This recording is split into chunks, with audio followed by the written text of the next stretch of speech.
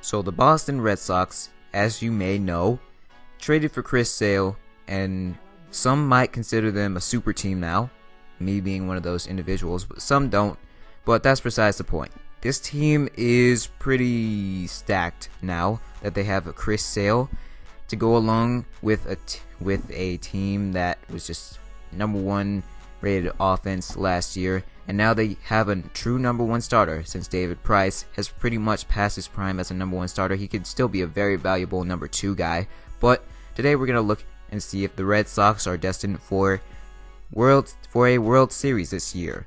And I don't know why I take a look at that trade offer from Philadelphia, but so far not so good. 7-13, and gaining some wins right there on a short winning streak, and then dropping some more games here, but working their way back up to 500, then working it back down, and just hovering around that 500 range, and then hopefully finding a way to get better. And sweeping Colorado, taking 2 out of 3 over Toronto. And then what about Baltimore? It looks like they took 3 out of 4, and they did just that. Now gaining some steam, and now we go to past the All-Star break, where we sit at 50-41, and really starting to get our stride.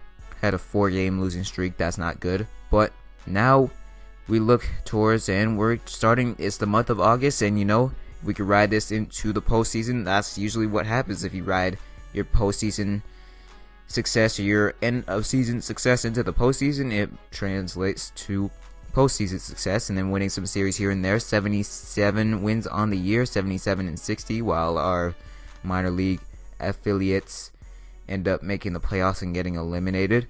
But now 83, almost 20 games above 500. In fact, over 20 games above 500, and finishing the year 92-70. So off to a bit of a shaky start, but then an even better finish, because it's not where you start, it's where you finish, man. That's how it goes. So I guess Red Sox fans, you don't have to worry about them getting off to a slow start, because then they'll finish it off with a good way. But Mitch Moreland and both Mitch Moreland and Mookie Betts are both injured, and they will be out for a good amount of time in the postseason. 3 to 4 weeks for Mookie Betts, and like 2 to 3 weeks for Mitch Moreland. So that's not good. Destined to get injured, maybe. Nah, nobody can ever predict injuries.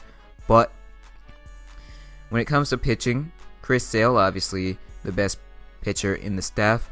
But a lot of people would make the case, actually no, David Price is probably the best pitcher in the staff. He pretty much gets the number one pitcher effect. He gets the number one pitcher effect, the number two pitcher effect, or the number one pitcher effect. I guess it's the number one pitcher effect, where a number two pitcher, a very good number two pitcher, ends up pitching behind a high-level number one pitcher, a la Zach Greinke to Clayton Kershaw, and they end up pitching like a number one starter. But now we go to the postseason. They end up beating Texas in 4 games, and now they have to get over the hump of Cleveland, which they couldn't do last year, and they do just that in 6 games. The Boston Red Sox end up getting over the hump of Texas. They beat Texas, and then they get over the hump of Cleveland, which was their hump last year, and now adding Mookie Betts to the playoff roster since he is ready to be called up. And this would happen in real life. This isn't a rebuild by any means. This is just me seeing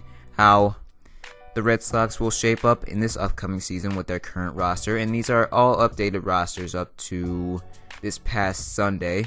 And so now we take a look. Facing off against the New York Mets, a pitching heavy team. Facing off against an offensive heavy team. Take game 1, split both at New York, and then fall down to 3-2, but then go to New York, and they end up winning the World Series in 7 games. So the Boston Red Sox may be destined to be World Series winners over the New York Mets. Disappointment for Mets fans, but a huge sort of thing that I would probably expect to happen. The Boston Red Sox getting the World Series victory in 7 games. So long story short, they are World Series contenders, meant to win the World Series, with the addition of Chris Sale, since he is just the number one pitcher. He's the pitcher that they needed to get over the hump, and he's the pitcher that they needed, as well as Tyler Thornburg.